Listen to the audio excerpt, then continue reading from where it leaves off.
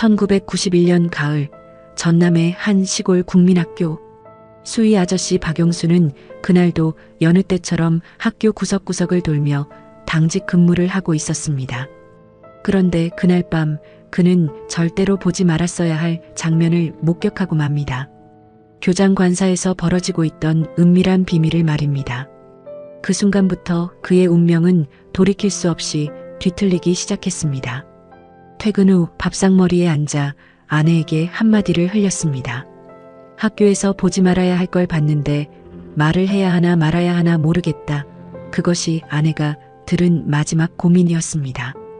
1992년 1월 겨울바람이 매섭던 어느 아침, 박용수는 오늘은 좀 늦을지도 모른다는 말을 남기고 집을 나섰습니다. 그리고 다시는 돌아오지 않았습니다. CCTV도 없고 휴대전화도 없던 시절, 사람 한 명이 통째로 사라져도 증거를 찾을 방법이 마땅치 않았습니다. 경찰은 단 하루 만에 결론을 내렸습니다. 도박 빚을 감당하지 못해 야반도주한 것이라고요. 아내 김순남은 믿지 않았습니다. 해마다 손글씨로 탄원서를 써서 경찰서를 찾아갔지만 13년 동안 단 한 번도 받아들여지지 않았습니다. 세상은 그녀의 남편을 도망친 사람으로 기억했고 그녀만이 홀로 진실을 부르짖고 있었습니다. 그렇게 15년이 흘렀습니다. 2006년 10월 폐교가 된 그 학교에 우연한 화재가 발생합니다. 소방대원들이 지하 보일러실로 내려갔을 때 녹슨 드럼통 하나가 어둠 속에서 그들을 기다리고 있었습니다. 부식된 틈새로 흘러나온 검붉은 액체.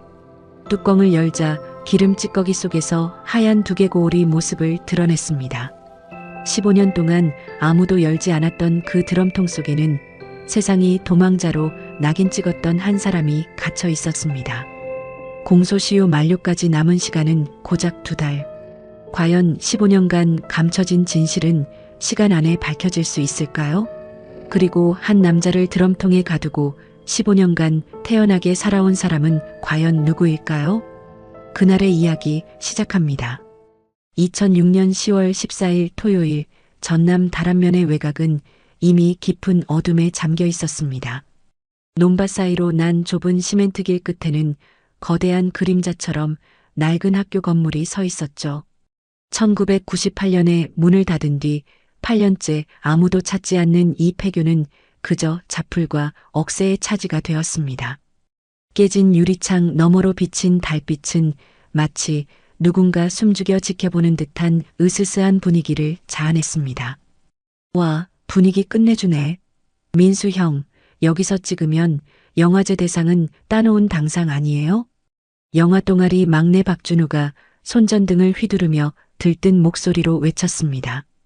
동아리 회장 최민수는 무거운 카메라 가방을 내려놓으며 만족스러운 듯 고개를 끄덕였습니다. 서울에서 내려온 대학생 4명은 공포영화 촬영지를 찾아다니다 이 낡은 학교를 발견했죠. 그들은 삐걱거리는 나무 계단을 밟으며 2층 교실 한복판에 자리를 잡고 촬영 준비를 시작했습니다. 야, 박준우. 조명 삼각대 똑바로 안 세워? 바닥이 휘어서 자꾸 기우뚱거리잖아. 최민수가 장비를 정리하며 어설프게 움직이는 후배에게 날카롭게 핀잔을 주었습니다. 학생들은 할로겐 램프를 삼각대 위에 올렸지만 낡은 마루판은 평평하지 않았죠. 고르지 않은 바닥 위에서 위태롭게 버티던 삼각대가 갑자기 한쪽으로 스르르 기울어졌습니다. 뜨겁게 달아오른 램프가 메마른 마루에 닿자마자 시커먼 연기와 함께 불꽃이 피어올랐습니다. 불이다. 야, 큰일 났다. 다들 빨리 장비 버리고 밖으로 튀어. 최민수가 비명을 지르며 교실 문 쪽으로 정신없이 달아나기 시작했습니다. 마른 나무와 먼지가 가득한 교실 안에서 불길은 순식간에 천장까지 무섭게 집어삼켰습니다. 7시 32분 인근 농가에 살던 주민 최병호가 치솟는 연기를 보고 급히 119에 신고했죠. 소방차 2대가 요란한 사이렌 소리를 내며 달려와 1시간 만에 본관 건물의 화재를 잡았습니다. 팀장님, 본관 불은 다 꺼졌습니다. 이제 안으로 들어가서 확인할까요? 대원 하나가 땀을 닦으며 보고하자 소방지휘관 김철수가 건물 도면을 펼쳤습니다. 김철수는 지하실 부분을 손가락으로 짚으며 대원들에게 신속하게 수색하라고 명령했죠. 이곳은 과거 석유 보일러를 쓰던 곳이라 잔류 기름이 폭발할 위험이 매우 컸습니다. 대원 3명이 손전등을 켜고 어둡고 습한 지하 계단을 따라 조심스럽게 발을 내디뎠습니다. 이거 방화문은 왜 이렇게 꽉 닫혀 있어? 경첩이 다 녹슬어서 꼼짝도 안 하네. 이진호 대원이 철제 문을 흔들어 보며 뒤에 서 있던 동료들에게 고개를 저었습니다. 결국 절단 장비를 가져와 문을 강제로 열자 퀴퀴한 기름 냄새와 곰팡이 냄새가 코를 찔렀습니다. 저장실 안에는 낡은 드럼통과 폐페인트통 같은 잡동사니들이 겹겹이 쌓여 있었죠. 손전등 불빛이 구석에 놓인 200리터 드럼통을 비추자 대원들의 눈이 휘둥그레졌습니다. 반장님, 이것 좀 보세요. 드럼통 밑바닥 부식된 틈으로 검붉은 게 막 흘러나와요. 이진호 대원이 바닥에 끈적하게 눌어붙은 액체를 가리키며 기겁한 표정을 지었습니다. 대원들이 조심스럽게 드럼통의 뚜껑 부분을 절단기로 잘라내기 시작했습니다. 날카로운 금속 마찰음이 지하 공간을 울리더니 이내 묵직한 뚜껑이 바닥으로 툭 떨어졌죠. 기름 찌꺼기 속에서 사람의 하얀 두개골이 모습을 드러내자 현장은 순식간에 얼어붙었습니다. 으악! 사람이다. 반장님, 여기 드럼통 안에 사람이 들어있어요. 이진호 대원이 비명을 지르며 뒷걸음질을 치다 바닥에 주저앉고 말았습니다. 학교 건물 주변은 순식간에 경찰차와 구급차로 가득 찼고 강력반 형사들이 들이닥쳤습니다. 불구경을 하러 모여든 주민들 사이로 은퇴한 교장 오학균이 창백한 얼굴로 나타났죠. 76세가 된 노인은 지하로 내려가는 형사들을 보며 사시나무 떨듯 무릎을 떨기 시작했습니다. 교장 선생님, 어디 편찮으세요? 왜 이렇게 몸을 떨고 그러신데요? 옆에 있던 주민이 오학균의 팔을 부축하며 걱정스럽게 안색을 살폈습니다. 오학균은 아무 대답도 하지 못한 채 넋이 나간 눈으로 지하 입구만 뚫어지게 응시했죠. 2일 뒤 발견된 유골은 국립과학수사연구소로 옮겨져 정밀 감정에 들어갔습니다. 유골의 왼쪽 윗니 부위에서 발견된 금니 2개가 15년 전의 진실을 깨우는 열쇠가 되었습니다. 상악 좌측 금니 2개. 이거 분명히 기록에 있어. 92년 실종자 명단 당장 다 가져와. 강력반 임도현 형사가 눈을 번뜩이며 서류 뭉치를 책상에 거칠게 내려놓았습니다. 임도현 형사는 먼지 쌓인 서류를 뒤지다 1992년 1월에 접수된 가출인 신고서를 찾아냈죠. 당시 다람국민학교 수위였던 54세 박용수의 인상착의가 유골과 정확히 일치했습니다. 그는 즉시 박용수의 외아들 박진호를 수소문해 유전자 검사를 진행하고 결과를 기다렸습니다. 형사님, 저희 아버지 맞습니까? 15년 동안 소식 끊고 살아계신 줄만 알았는데. 박진호가 떨리는 손으로 임도현의 옷소매를 붙잡으며 눈물 섞인 목소리로 물었습니다. 10월 28일 국과수로부터 유골과 박진호의 친자 관계가 확실하다는 통보가 날아왔죠. 임도현 형사는 의문을 품고 경찰서 지하 문서고로 내려가 15년 전에 종결 서류를 꺼냈습니다. 서류에는 박용수가 도박비 때문에 스스로 도망쳤다는 내용이 무책임하게 적혀 있었습니다. 관계인 진술에 의거해 자발적 가출로 판단하고 사건 종결? 진짜 기가 차네. 임도현이 어처구니 없다는 듯 헛웃음을 터뜨리며 서류를 책상 위로 던져버렸습니다. 억울하게 숨져 드럼통에 갇힌 사람을 야반도주자로 몰아세운 그 관계인이 누구인지 확인해야 했죠. 그의 손가락이 관계인 란에 적힌 이름 석자를 천천히 따라갔습니다. 거기에는 15년 전 박용수의 가출을 가장 앞장서서 증언했던 오학균의 이름이 선명하게 적혀 있었습니다. 임도현 형사는 누렇게 색이 바랜 서류철을 덮고 의자 등받이에 깊숙이 몸을 기댔습니다. 관계인 란에 적힌 오학균이라는 이름 3글자가 유독 날카롭게 눈을 찌르는 것 같았죠. 15년 전 시신도 없는 실종 사건을 단순 가출로 마무리 지은 담당자가 누군지 확인해야 했습니다. 먼지 묻은 접수 기록지를 넘기자 은퇴한 경찰관 서판길의 이름이 나타났습니다. 올해 68세가 된 서판길은 읍내의 작은 주택에서 소일거리를 하며 지내고 있었습니다.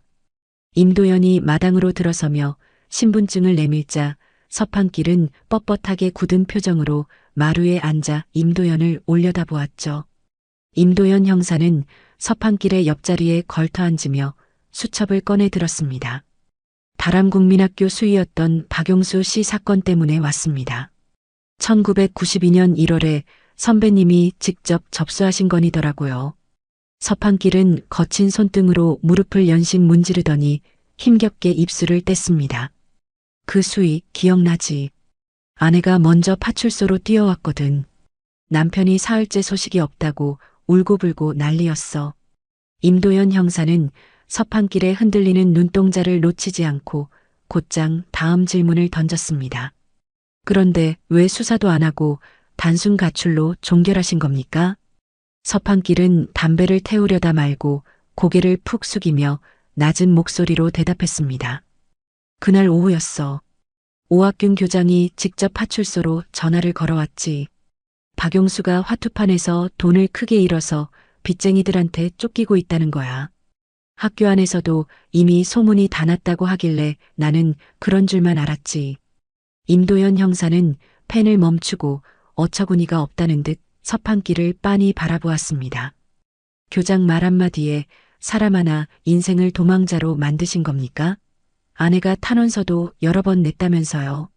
서판길의 시선은 마룻바닥의 나뭇결을 따라 힘없이 헤매고 있었습니다. 알아, 나도 알지. 아내가 몇 번이나 종이를 들고 찾아왔어.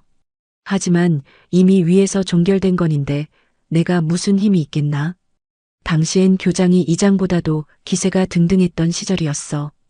임도연 형사는 더 들어볼 가치가 없다는 듯 차갑게 수첩을 덮고 자리에서 일어났습니다. 그는 곧장 다람면 외곽에 위치한 낡은 단칸 주택으로 향했습니다. 시멘트 담장이 흉하게 허물어진 집 마당에는 빛바랜 빨래가 바람에 힘없이 펄럭이고 있었죠. 문을 두드리자 허리가 심하게 굽은 노파 김순남이 힘겹게 걸어 나왔습니다. 경찰서에서 나왔습니다. 박용수 씨 일로 몇 가지 여쭐 게 있어서요. 임도연의 말에 김순남은 떨리는 손으로 문을 열어 그를 좁은 방 안으로 들였습니다. 방구석에는 때 묻은 종이봉투 하나가 소중하게 놓여 있었는데 김순남은 그것을 두 손으로 받쳐들고 임도연 앞에 내려놓았죠. 봉투 안에는 1993년부터 2005년까지 김순남이 매년 써내려간 13장의 탄원서 사본이 차곡차곡 쌓여 있었습니다. 우리 영감은 절대로 빚 때문에 자식 버리고 도망갈 사람이 아니에요. 해마다 경찰서에 가져갔는데 아무도 내 말을 안 들어줬어. 김순남은 삐뚤빼뚤하게 적힌 손글씨 위를 쓰다듬으며 참았던 눈물을 훔쳤습니다. 임도연 형사는 가장 오래된 탄원서를 집어들며 부드러운 목소리로 물었습니다. 남편분이 사라지기 전에 평소와 다른 점은 없었습니까? 사소한 거라도 괜찮습니다. 김순남은 무릎 위에 놓은 두 손을 하얗게 질릴 정도로 꽉 쥐었습니다. 1991년 가을쯤이었을 거예요. 퇴근하고 온 양반이 밥상 머리에서 한참을 멍하니 있더라고요. 그러더니 학교에서 큰일을 봤는데 이걸 말을 해야 하나 말아야 하나 모르겠다고 중얼거렸어요. 임도연 형사는 눈을 가늘게 뜨며 김순남의 다음 말을 기다렸습니다. 무슨 일이냐고 캐물었더니 교장 선생님 일이라 자기 같은 사람이 나서봤자 좋을 게 없다고 입을 닫아버리대요. 그날 이후로 웃음이 싹 사라지더니 1월 4일 아침에 오늘 숙직이라 늦을지도 모른다는 말을 남기고는 다신 돌아오지 않았어요. 임도연 형사는 수첩을 덮으며 무거운 한숨을 내뱉고는 조용히 눈을 감았습니다. 경찰서로 돌아온 그는 교육청에 1991년부터 1992년 사이 다람국민학교에 재직했던 교사 명단을 요청했습니다. 연락이 닿은 4명의 교사를 차례로 만났지만 대부분 교장의 말을 믿고 있었다는 대답뿐이었죠. 마지막으로 찾아간 곳은 읍내에서 작은 문구점을 운영하는 퇴직 교사 정혜옥의 가게였습니다. 박용수 씨요? 교장 선생님이 유독 그 사람한테만 쌀쌀맞게 굴었던 게 기억나네요. 정혜옥은 카운터 뒤에서 안경을 벗으며 15년 전의 기억을 더듬었습니다. 가게 안쪽 작은 탁자에 마주 앉은 정혜옥은 주변 눈치를 살피더니 목소리를 낮추었습니다. 한 번은 교장실 앞 복도에서 봤는데 교장 선생님이 박용수 씨 팔을 붙잡고 아주 무서운 표정으로 뭔가를 다그치고 있더라고요. 박용수 씨는 얼굴이 하얗게 질려서 아무 말도 못하고 서 있었고요. 임도연 형사는 고개를 끄덕이며 학교 안에서 교장과 특별히 친했던 사람이 있었는지 물었습니다. 정혜옥은 망설이는 듯 안경 다리를 만지작거리다가 조심스럽게 입을 열었습니다. 당시 첫 발령을 받고 온 한정미라는 젊은 여교사가 있었어요. 교장 선생님이 그 선생을 유독 챙겼죠. 방과 후에 둘이 같이 교장 관사 쪽에서 나오는 걸 몇 번 봤는데 소문이 안 좋았어요.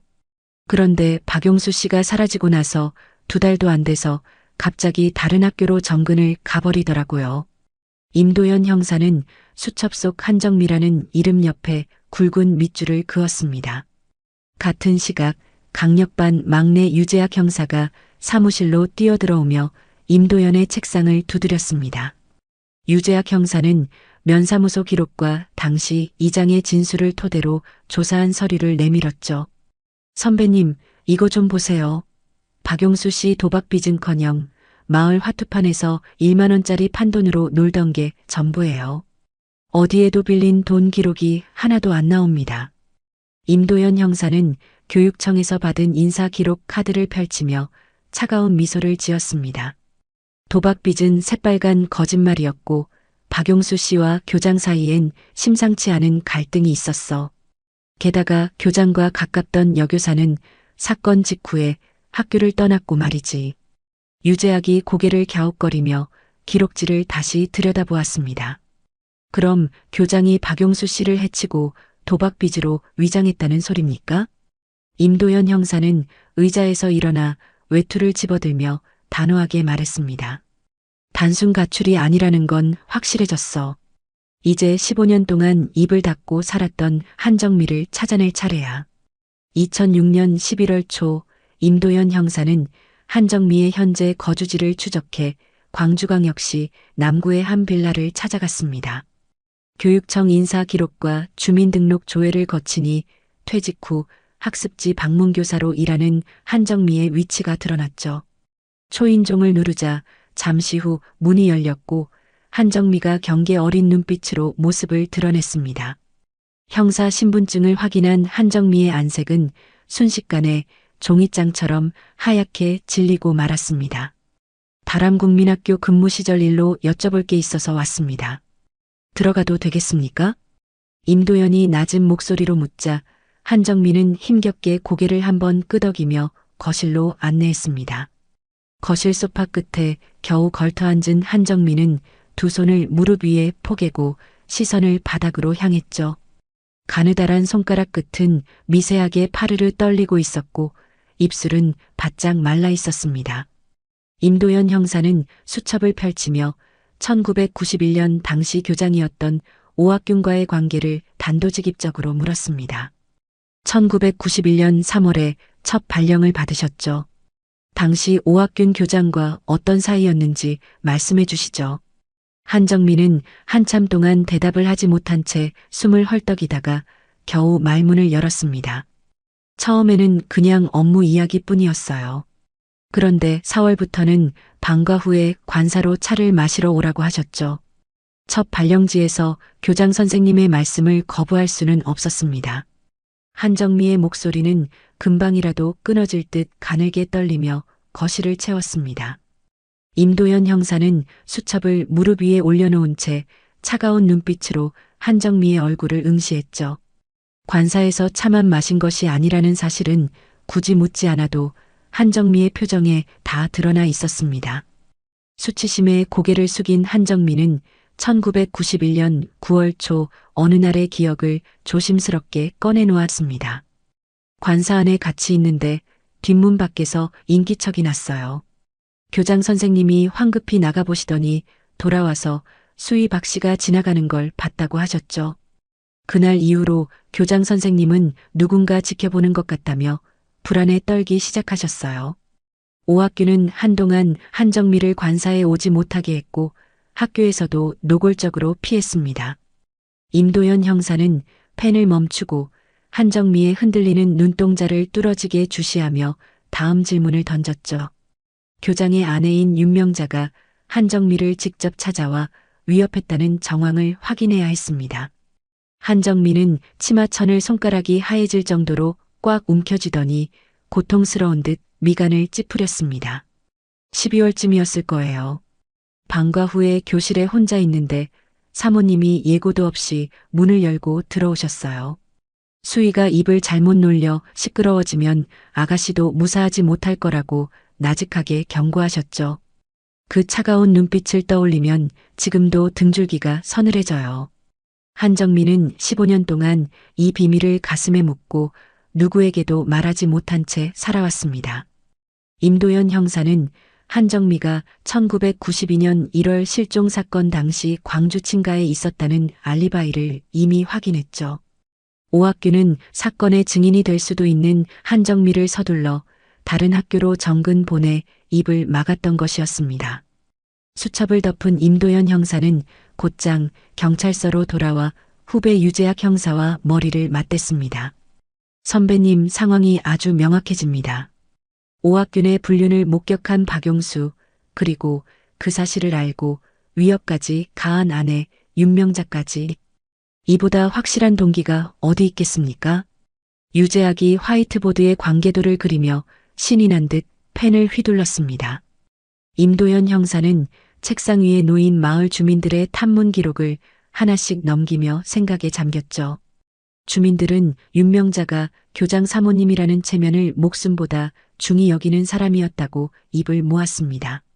자신의 명예와 가정을 지키기 위해서라면 못할 짓이 없는 여자라는 사실이 분명해졌습니다. 윤명자를 집중적으로 파야 해. 체면에 죽고 사는 사람이니 그 체면이 무너질 위기였을 때 무슨 짓을 했을지 뻔하지 않겠어? 임도현이 기록지 위에 손바닥을 얹으며 단호하게 수사 방향을 지시했습니다. 그때 국립과학수사연구소로부터 유골의 정밀 감정 결과가 팩스로 도착했죠. 유재학이 서둘러 문서를 가져와 임도현에게 건넸고 두 형사의 시선은 한 곳에 머물렀습니다. 유골의 두개골 뒷부분에서 둔기로 강하게 맞은 흔적이 발견되었다는 충격적인 보고였습니다. 이거 보세요. 뼈가 움푹 꺼져 있잖아요. 누군가 뒤에서 박용수의 머리를 세게 내리쳐서 단숨에 목숨을 앗아간 겁니다. 이건 명백한 범죄 사건이에요. 유재학이 흥분한 목소리로 보고하자 임도현의 표정은 돌처럼 딱딱하게 굳어버렸습니다. 임도현 형사는 즉시 오학균을 참고인 자격으로 경찰서에 다시 소환했습니다. 조사실 의자에 앉은 76세의 오학균은 허리를 꼿꼿이 세운 채 반듯한 자세를 유지했죠. 하지만 탁자 위에 올려둔 오학균의 왼손은 주체할 수 없을 정도로 파르르 떨리고 있었습니다. 박용수 씨는 빚 때문에 도망간 게 아닙니다. 교장 선생님, 15년 전 파출소에 왜 거짓 전화를 하셨습니까? 박용수의 빚을 확인해 본 사람은 한 명도 없었습니다. 임도현이 녹음기를 켜며 오학균의 떨리는 손을 예리하게 쏘아보았습니다. 오학균은 떨리는 왼손을 오른손으로 가만히 덮으며 시선을 피하지 않으려 애썼죠. 깊게 펜주름 사이로 흐르는 긴장감이 조사실 안을 무겁게 짓누르고 있었습니다. 사실이니까 알린 것뿐입니다. 화투판에서 큰돈을 잃고 빚쟁이들에게 쫓긴다는 소문이 학교에 파다했는데 내가 무슨 거짓말을 했다는 건가요? 내가 아는 건 그게 전부입니다. 오학균은 뻣뻣한 태도로 대답하며 입술을 굳게 다물어 버렸습니다. 임도현 형사는 더 이상 몰아붙이지 않고 오학균을 돌려보낸 뒤 빈 조사실에 홀로 남았죠. 조사 중간에 멈췄던 녹음기를 끄고 수첩을 꺼내 마지막 줄에 굵은 글씨를 적었습니다. 왼손 계속 떨림. 2006년 11월 10일 바람면을 감싸던 가을바람이 제법 쌀쌀해진 오후였습니다. 강력반 사무실 안은 15년 전의 진실을 캐내려는 형사들의 열기로 가득 차 있었죠. 임도현 형사는 책상 가득 오학균의 1992년 1월 행적을 추적하기 위한 서류들을 어지럽게 펼쳐놓았습니다. 전남도 교육청 문서보관소에 요청한 출장 기록을 기다리며 그는 유재학과 함께 탐문 기록지를 뚫어지게 응시했습니다. 임 형사님, 여기 강력반 앞으로 우편물 하나 왔는데요. 발신인이 없어서 일단 가져왔습니다. 민원실 직원이 고개를 들이밀며 흰 봉투 하나를 임도현에게 내밀었습니다. 겉면에는 S군 경찰서 강력반이라는 투박한 글씨만 적혀 있었죠. 소인을 확인하니 광주광역시 서구 우체국에서 보낸 것이 분명했습니다. 조심스럽게 봉투를 열자 안에서 워드 프로세서로 출력한 고르지 않은 문장이 적힌 종이 한 장이 나왔습니다. 교장이 아니라 교장 집안을 보십시오. 이게 무슨 소리야 도대체. 임도현이 종이를 불빛에 비춰보며 의아한 표정으로 중얼거렸습니다. 유재학이 옆으로 다가와 봉투를 샅샅이 살피며 고개를 갸웃거렸죠. 제보자의 의도는 명확했습니다. 범인이 오학균 개인이 아니라 그의 가정 내부, 즉 아내 윤명자에게 집중하라는 뜻이었습니다. 이 무명 제보자가 누구인지에 대해 두 형사 사이에 팽팽한 긴장감이 감돌았습니다. 선배님, 이거 한정미가 보낸 거 아닐까요? 소인이 광주 서구면 지금 그 여자 사는 곳이랑 아주 가깝잖아요. 유재학이 메모지에 한정미의 주소를 적으며 임도현에게 슬쩍 건넸습니다. 지문 감식 의뢰를 맡기기 위해 봉투를 투명한 증거물 봉투에 담았죠. 한정미는 윤명자에게 직접 위협을 받았던 인물이니 충분히 정보를 흘릴 만한 동기가 있었습니다. 정혜옥 선생은 읍내에 살고 있으니 소인이 찍힌 광주와는 거리가 맞지 않았습니다. 결국 수사의 화살표는 다시 한번 윤명자를 향해 날카롭게 정렬되었습니다. 일단 지문 감식 결과 기다리면서 한정미 동선 다시 한번 싹 훑어봐. 이제 교육청 회신만 오면 된다. 임도현이 자리에 앉아 찬물을 들이켜자마자 팩스 기기가 요란한 소리를 내며 작동하기 시작했습니다. 유재학이 팩스기 앞으로 달려가 갓 출력된 종이를 낚아채듯 들고 왔죠. 1992년 1월 4일과 5일 이틀간 오학균이 광주 전남도 교육연수원 연수에 참석했다는 기록이었습니다. 명부에는 오학균의 정갈한 서명이 선명하게 남겨져 있었고 4일 밤 숙박 확인 도장까지 정확히 찍혀 있었습니다. 선배님, 이거 좀 보십시오. 1월 4일이랑 5일이면 박용수가 사라진 시점이랑 딱 겹치는데 오학균은 광주에서 자고 있었답니다. 유재학이 팩스 용지를 손가락으로 딱딱 소리나게 두드리며 허탈한 웃음을 터뜨렸습니다. 임도현 형사는 명부 사본을 뚫어지게 쳐다보며 미간을 깊게 찌푸렸죠.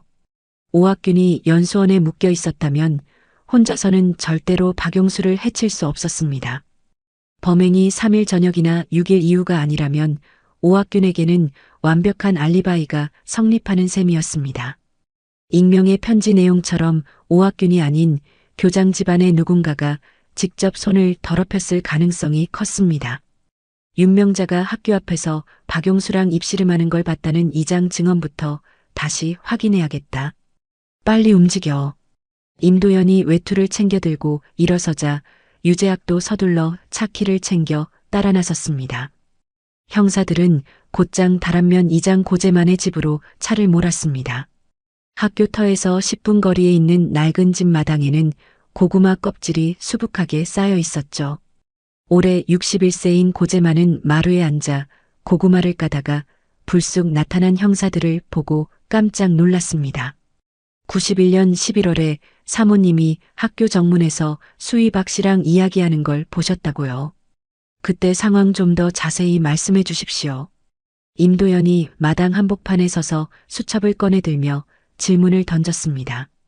고재만은 칼을 멈추고 15년 전의 기억을 떠올리려 애쓰며 먼 하늘을 바라보았죠.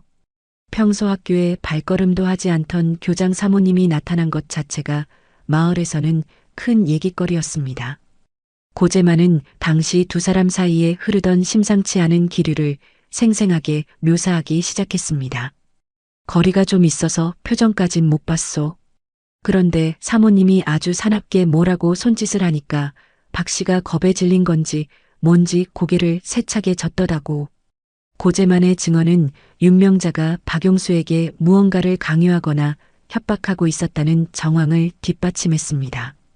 임도연 형사는 수첩에 윤명자의 강압적 태도라고 굵게 갈겨쓰고는 펜을 갈무리했죠.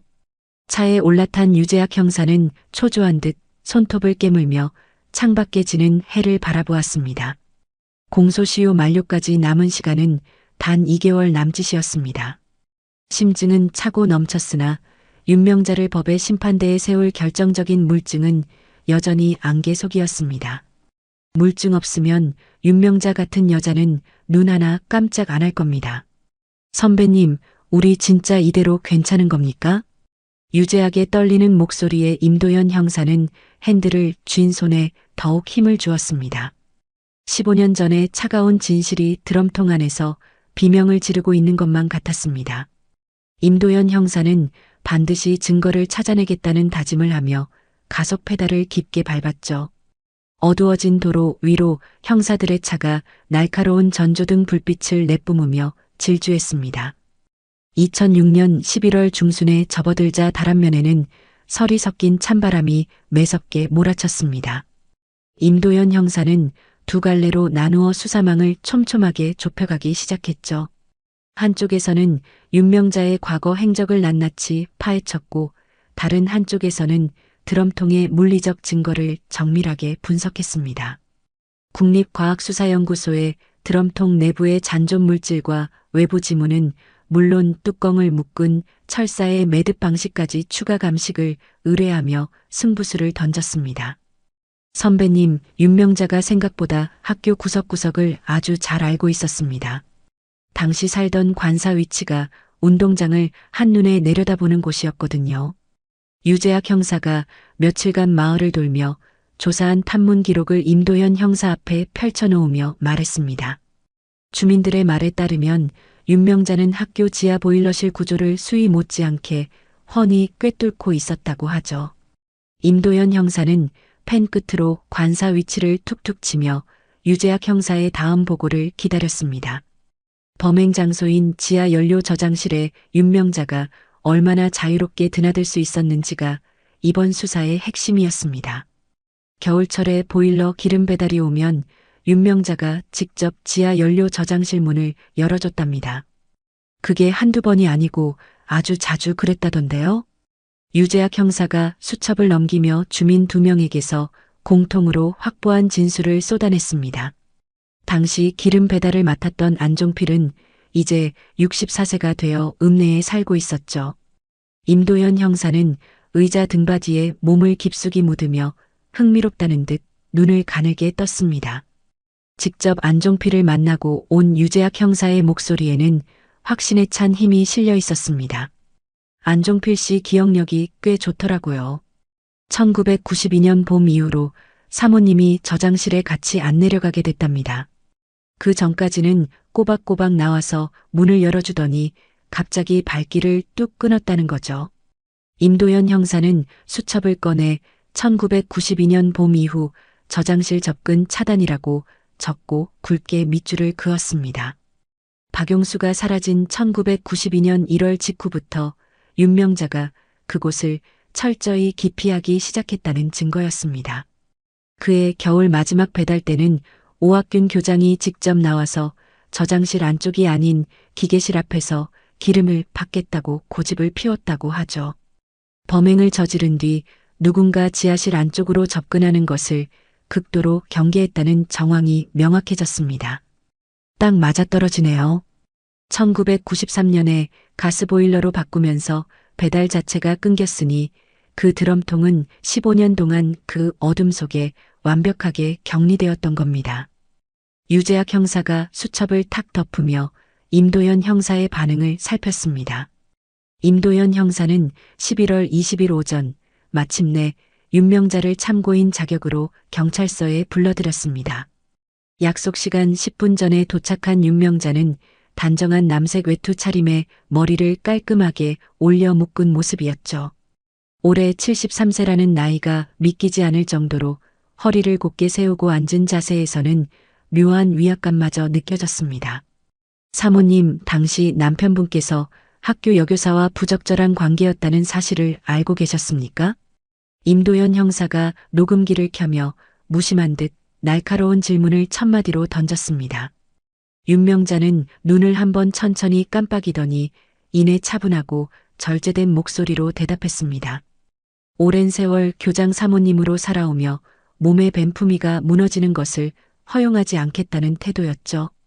임도현 형사는 윤명자의 미세한 안면 근육 변화를 놓치지 않으려 시선을 고정했습니다. 소문은 들었지만 직접 확인한 적은 없어요. 나는 우리 남편을 끝까지 믿었으니까요. 윤명자는 단호하게 대답하며 입술을 굳게 다물었습니다. 박용수의 유골이 드럼통에서 발견되었다는 말에도 그저 끔찍한 일이라며 짧게 대꾸할 뿐이었죠.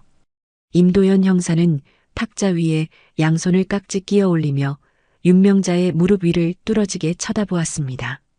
1991년 11월 학교 앞에서 박용수와 목격된 일을 언급하자 윤명자의 오른손이 한번 움켜쥐어졌다가 펴졌습니다. 기억이 잘 안 나네요. 윤명자는 태연하게 말을 돌렸지만 임도현 형사는 이미 그녀의 동요를 포착한 뒤였습니다.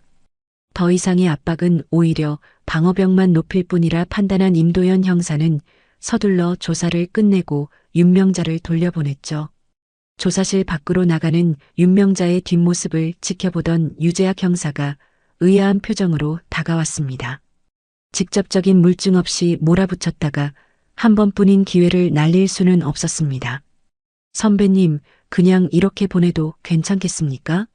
저 여자 보통 내기가 아닌 것 같은데 말입니다. 유재학 형사가 답답한 듯 뒷머리를 극적이며 임도현 형사에게 물었습니다.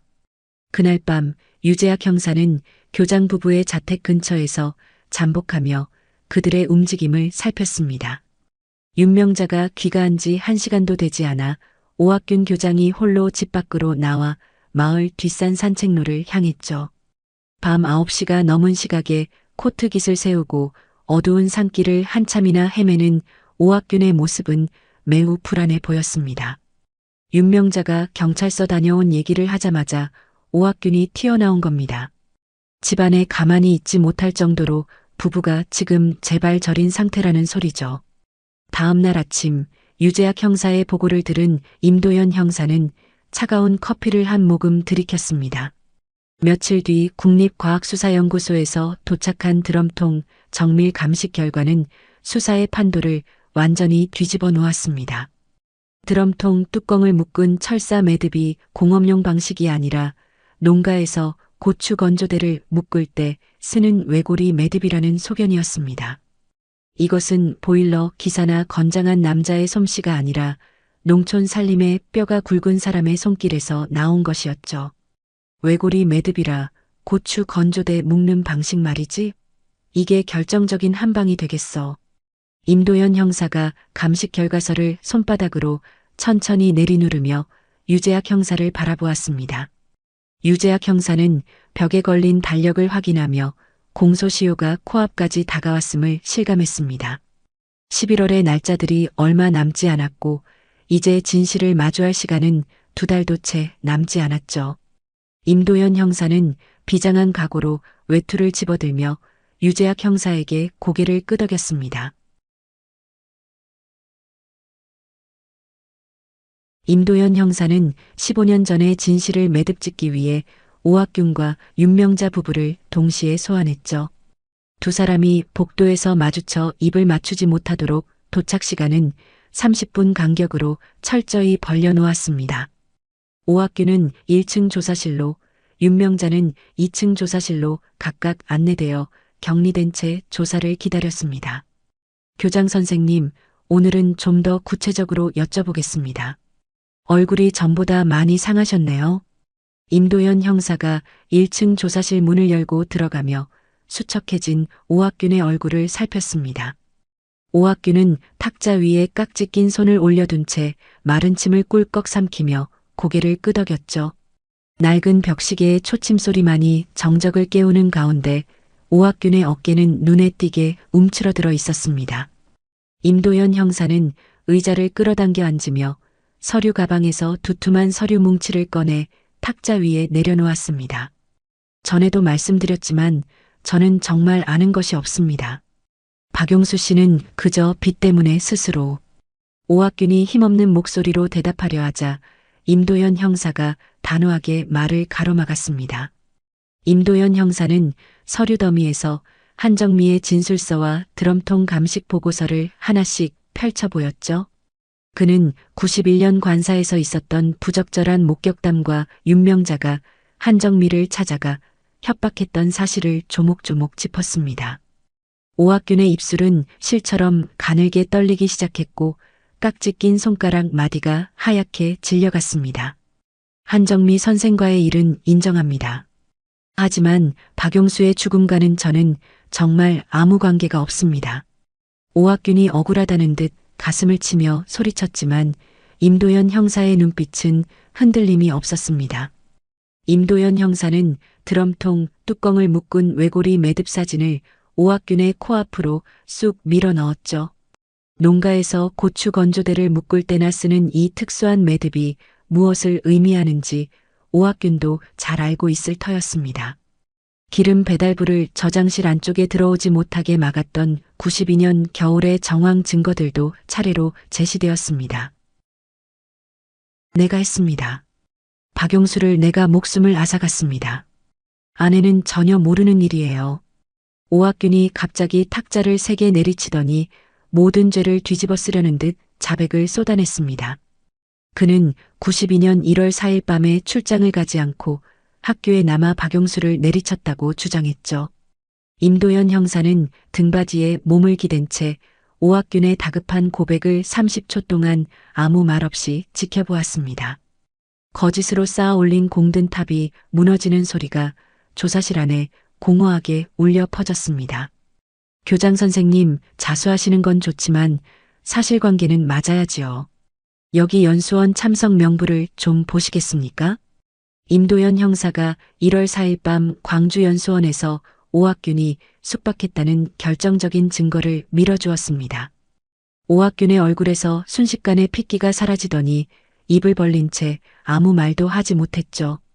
임도현 형사는 이 연수가 교장이 직접 신청한 비정기 연수였으며 다른 교사들에게는 알리지도 않았다는 점을 꼬집었습니다. 오학균은 두 손으로 얼굴을 감싸 쥐고 거친 숨을 몰아쉬며 바들바들 떨기 시작했습니다. 그날 밤 사모님이 일을 저지를 시간을 벌어주려고 일부러 집을 비우신 거 아닙니까? 학교에 있던 사람은 누구였나요? 임도현 형사가 낮게 깔린 목소리로 묻자 오학균은 결국 대답을 포기한 채 흐느끼기 시작했습니다. 조사실을 나온 임도현 형사는 곧장 계단을 올라 2층으로 향했고 그곳엔 유재학 형사가 윤명자를 마주하고 있었죠. 윤명자는 여전히 등을 꼿꼿이 세운 채 흐트러짐 없는 자세로 앉아 있었지만 임도현 형사를 보자 눈빛이 날카로워졌습니다. 임도현 형사는 유재학 형사의 옆자리에 앉으며 오학균의 출장 기록과 비정기 연수 신청서를 나란히 놓았습니다. 사모님, 남편분께서는 사모님을 지키려고 자기가 박용수를 해쳤다고 거짓 자백까지 하시더군요. 임도현 형사가 씁쓸한 미소를 지으며 윤명자의 눈을 똑바로 응시했습니다. 윤명자의 입술이 미세하게 파르르 떨렸지만 여전히 굳게 담은 입은 열릴 줄을 몰랐죠.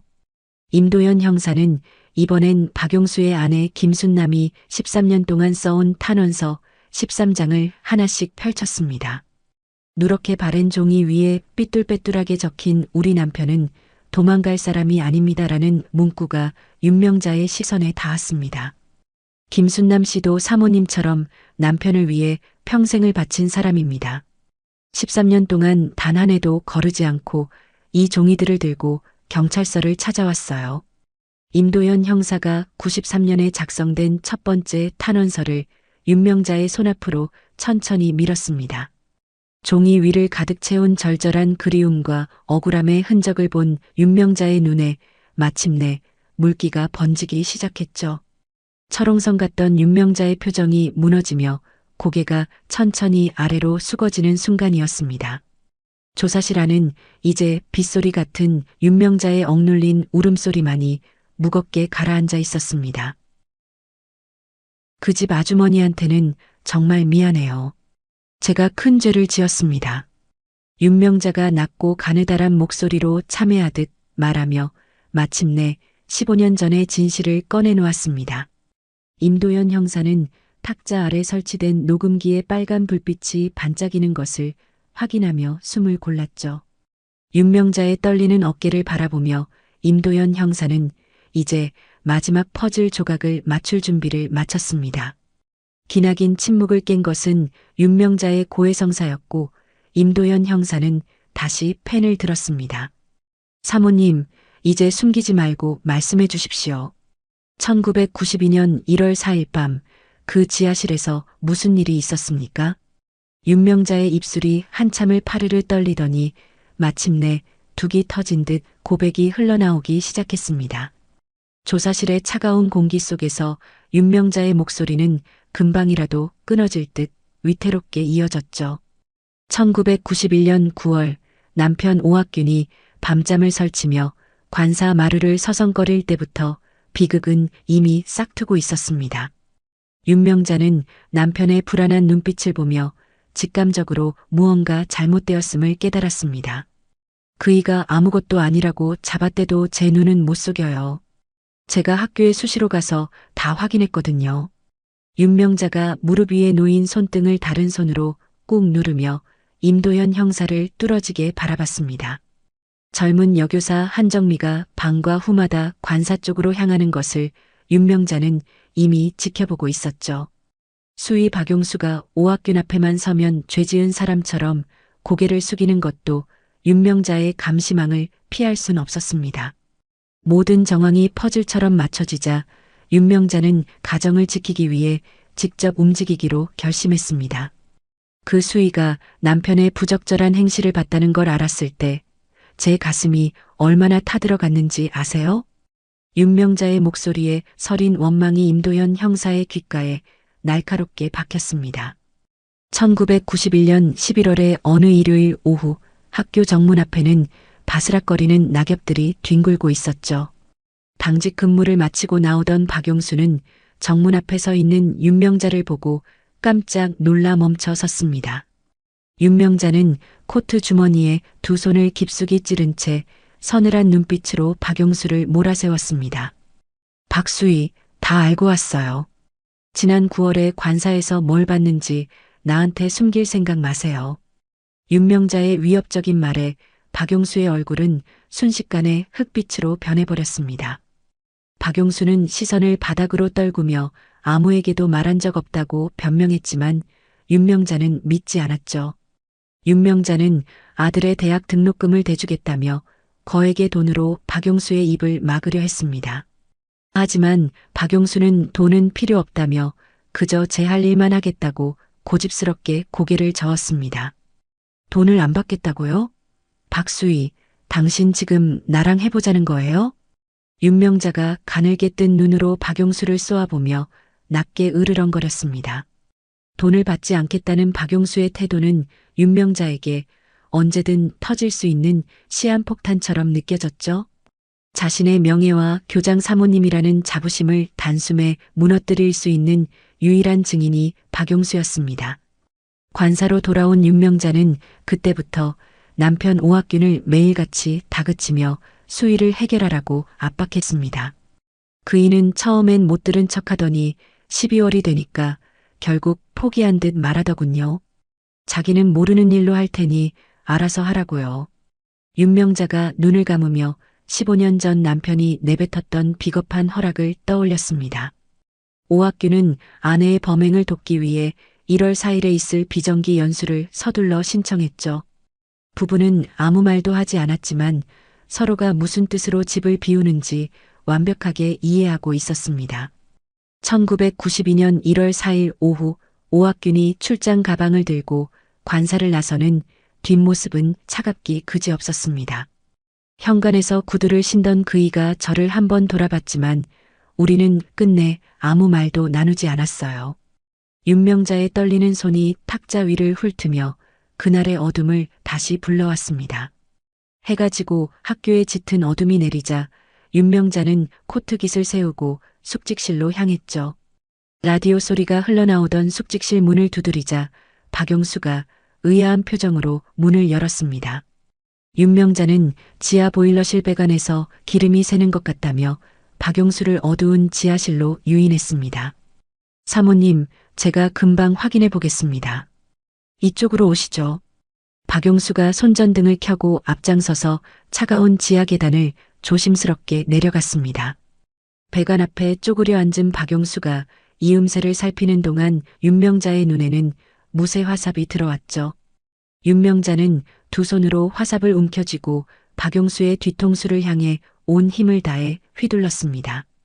둔탁한 타격음이 지하실에 울려 퍼졌고 박용수는 비명 한 번 지르지 못한 채 쓰러졌습니다. 그 사람이 쓰러졌을 때 정말 시간이 멈춘 것 같았어요. 다리가 얼어붙어 움직이질 않더라고요. 윤명자가 가늘게 떨리는 목소리로 그날 밤의 비극을 낱낱이 고백했습니다. 윤명자는 쓰러진 박용수의 허리춤에서 저장실 열쇠를 찾아내 굳게 잠긴 철문을 열었죠. 안에는 마침 커다란 빈 드럼통이 있었고 윤명자는 시신을 그 좁은 통 안으로 밀어 넣었습니다. 고추 건조대를 묶을 때 쓰던 외고리 매듭으로 뚜껑을 꽁꽁 묶은 채 윤명자는 도망치듯 관사로 돌아왔습니다. 이틀 뒤에 돌아온 남편에게 전부 말했어요. 그제야 우리는 같이 지하실로 내려갔죠. 윤명자의 입꼬리가 경련하듯 파르르 떨리며 마지막 비밀을 털어놓았습니다. 오학규는 눕혀져 있던 드럼통을 아내와 함께 일으켜 세우고 잡동사니로 완벽하게 은폐했습니다. 며칠 뒤 파출소에 전화를 걸어 박용수가 도박비 때문에 야반도주했다는 거짓 소문을 퍼뜨렸죠. 두 사람은 15년 동안 마을을 떠나지 않은 채 서로의 죄를 감시하며 지옥 같은 삶을 버텨왔습니다. 폐교에 불이 났던 그날 밤 남편이 들어와서 그러더군요. 이제 다 끝났다고, 정말 끝났다고요.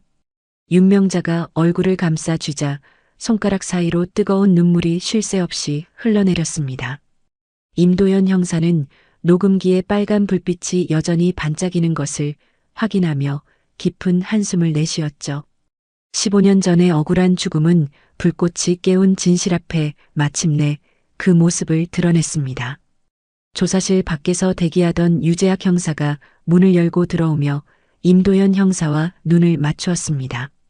선배님, 이제 다 끝났습니다. 윤명자 씨, 박용수 씨를 해친 혐의로 긴급 체포합니다. 유재학 형사가 차가운 수갑을 꺼내 윤명자의 가녀린 손목에 채웠습니다. 윤명자는 저항 한 번 하지 않은 채 그저 고개를 숙이고 눈물을 닦아낼 뿐이었죠. 오랜 세월 드럼통 속에 갇혀있던 진실이 세상 밖으로 나오며 달 한 면의 긴 밤도 저물어가고 있었습니다. 임도현 형사는 수첩을 덮으며 창밖으로 보이는 새벽 하늘을 묵묵히 바라보았습니다. 2006년 12월 전남 달 한 면을 뒤흔들었던 드럼통 사건의 공소시효 만료를 고작 한 달 앞둔 시점이었습니다. 임도현 형사는 15년 동안 켜켜이 쌓인 먼지를 털어내고 윤명자와 오학균 부부를 검찰로 송치했죠.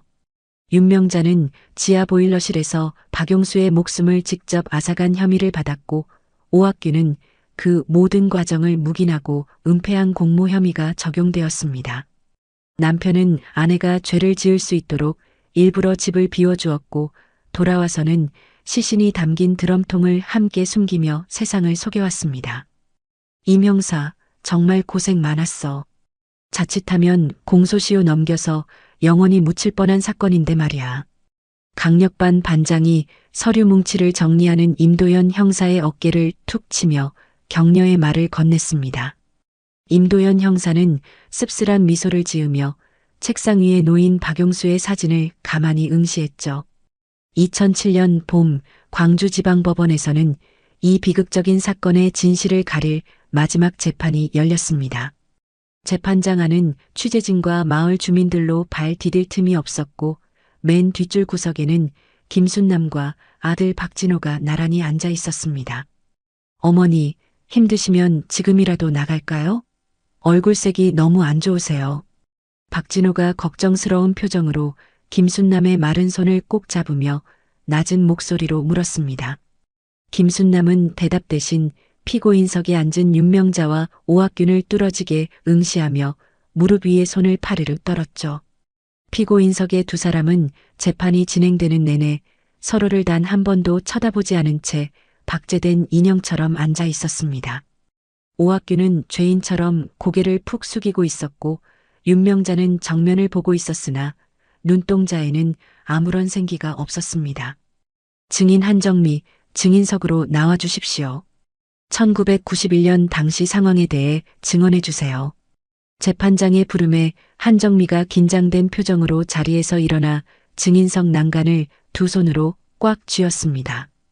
법정 안의 모든 시선이 15년 전 비밀의 열쇠를 쥐고 있던 젊은 여교사에게 일제히 쏠렸죠. 한정미는 떨리는 숨을 몰아쉬더니 오학균과의 강요된 관계와 윤명자에게 받았던 끔찍한 협박을 하나씩 폭로하기 시작했습니다.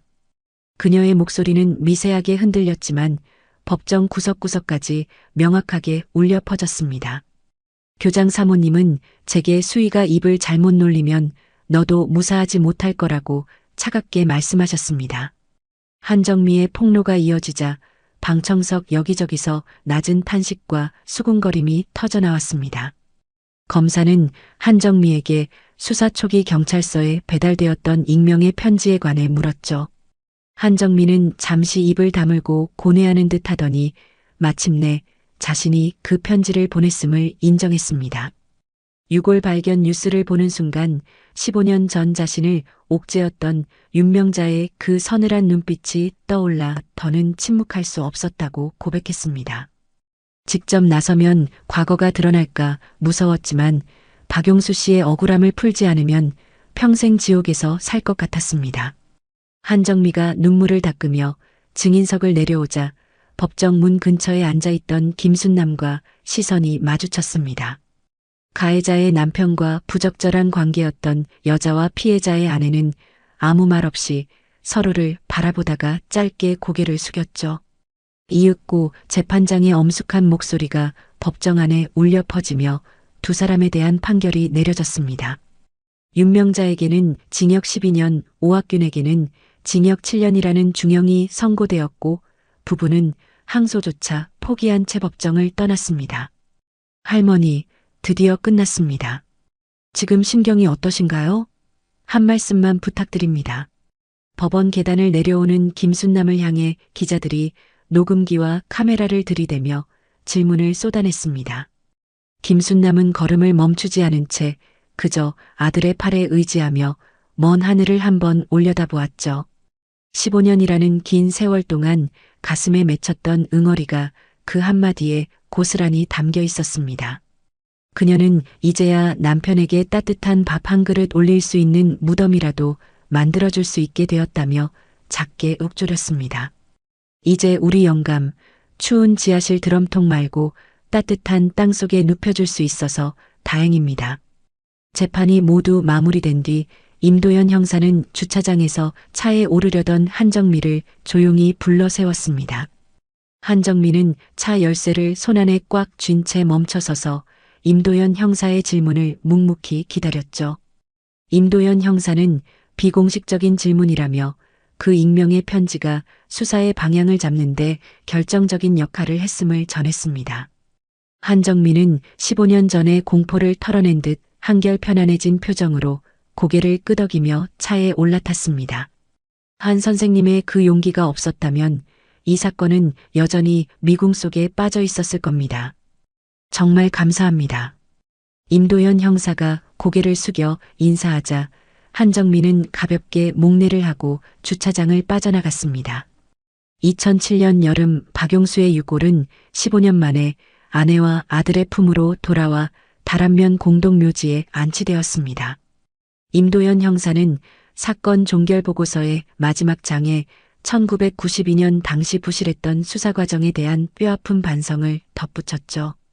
은퇴한 경찰관 서판길은 김순남을 직접 찾아가 무릎을 꿇고 사죄했다는 소문이 마을 사람들의 입을 통해 전해졌습니다.